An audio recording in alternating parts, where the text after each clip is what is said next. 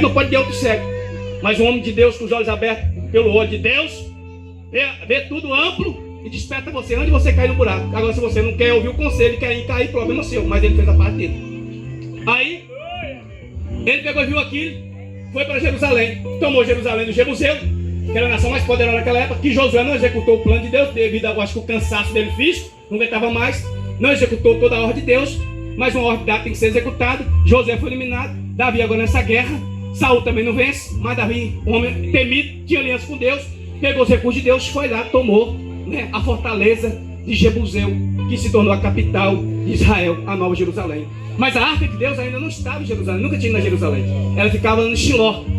Desde quando Deus tirou o povo do deserto, Deus mandou eles construir uma tenda, um tabernáculo lá em Shiló e mandou colocar a arca lá.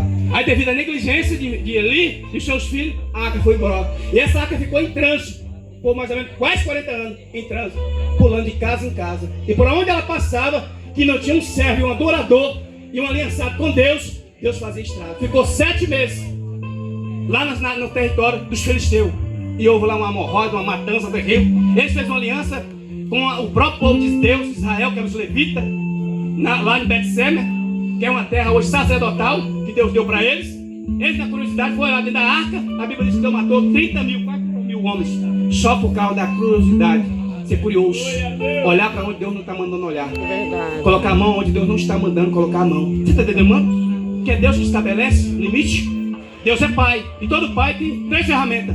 Ele dá instrução, protege e estabelece limite. Nem todo lugar que eu piso você vai pisar, e nem todo lugar que você pisa Deus libera que eu piso. Eu só tenho que pisar onde Ele manda eu pisar. Eu só posso ir aonde Ele manda eu ir. E eu só posso falar o que Ele manda eu falar, para que eu não seja escravo das minhas palavras. Porque Ele diz que o homem vai ser julgado pelas suas próprias palavras. Ou você é justificado por elas, ou elas mesmo te condenam. Então coloca um freio na sua mente. Porque se você colocar um freio na sua mente com a sabedoria de Deus, você só vai falar o que Deus está mandando você falar. E Deus só tem responsabilidade com a palavra dele, não com a sua. Está entendendo, mano? E aí houve essa matança toda. E a Bíblia diz que eles fizeram um negócio com Abinadab, levou para lá e ficou 20 anos na casa de Abinadab. E a Bíblia relata que não aconteceu nada. E agora, esse acidente, permissão de Deus, vai para a casa de Obed-Edom. E tinha 3 elementos dentro da arca: as 2 tábuas, com os 10 mandamentos, um vaso de ouro que continha um maná, e a vara de Arão que florescia, que estava dentro da arca. 3 símbolos fortes, representando a presença de Deus no meio do seu povo. E quem carregava a arca era só os levitas. E mais para os levitas carregar a arca, eles tinham que se purificar primeiro, para depois pegar a arca. Tem muita gente que quer levar a arca sem se purificar. Mas nessa noite ainda há água na pia. Deus quer purificar as mãos e os pés do sacerdote nessa noite deste lugar.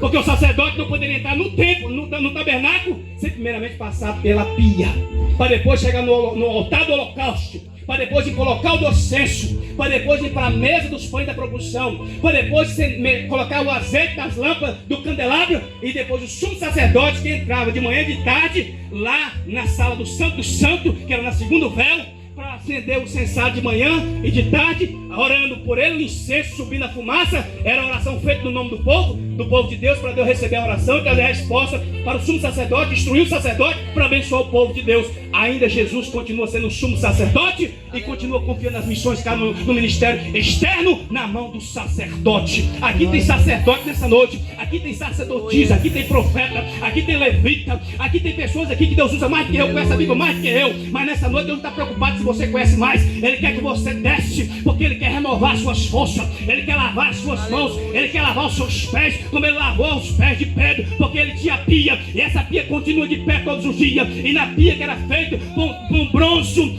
e um espelho de bronze polido, nela tinha um espelho. Quando o sacerdote chegava, ele tinha que olhar no reflexo do bronze, que era polido pelo espelho. Ele via a face dele, e quando ele via a face dele, ali era um convite para uma alta avaliação, ou um exame periódico. Ele olhava para dentro dele e ele reconhecia as suas mazelas, os seus pecados, os seus erros. E essa pia continua de pé nessa noite, nesse lugar, porque nós só somos lavados pelo poder da palavra. João 15, versículo 3, Jesus falou para o discípulo: pela palavra que eu falei, vocês estão limpos. E em João 13, ele desceu com a bacia que representa a pia, dia e limpou os pés do discípulo e as mãos do discípulo, porque eu posso caminhar em caminhos ao longo do meu dia, eu posso contaminar os meus pés e sujar minhas mãos, mas eu não posso entrar no templo de Deus, no tabernáculo de Deus, para administrar o que é sagrado, com as minhas mãos enxuras e com meus pés sujos. Ainda há água para você se limpar nessa noite, sacerdotisa. Ainda há água, sacerdote, para você limpar, porque a pia, ela é eterna, e esses elementos estão dentro de você. Você é o tabernáculo, decola, badagacha, e Deus quer limpar os seus pés, Deus quer limpar as suas mãos, desde a partir do momento que você reconhece as suas mazelas. Não faz exame periódico aí da vida de A, de B, de C, porque na ceia, em 1 Coríntios 11, versículo 28, diz: examine o homem a si mesmo. O exame é para você. Agora a seta que vai para lá vai ter que voltar para dentro de você. Você vai examinar a sua mente, você vai examinar os seus pensamentos, as suas imaginações, as suas intenções, as suas motivações, as suas palavras, as suas ações, a sua consciência, subconsciência, memória e cérebro, o seu cinco sentido, a sua visão, a sua audição, o seu olfato, o seu paladar, o seu tato, o seu coração, tudo que é em você. Você precisa passar no filtro da palavra, e quando Deus olhar para dentro de você, e você olhar para dentro de você, e você vê o espelho que é Deus, como disse o apóstolo Paulo em 2 Coríntios 3, versículo 18, que todos nós com o rosto descoberto refletimos no espelho a glória do Senhor, e essa glória em mim, Ele vai me transformando dia após dia com a mesma imagem pelo Espírito do Senhor. Ele está aí dentro ainda fazendo a obra. É Deus dizendo, todos os dias tem que fazer aquilo.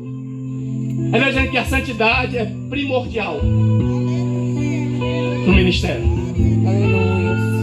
Sede santo como eu sou santo, em toda a vossa maneira de viver. Como você vive?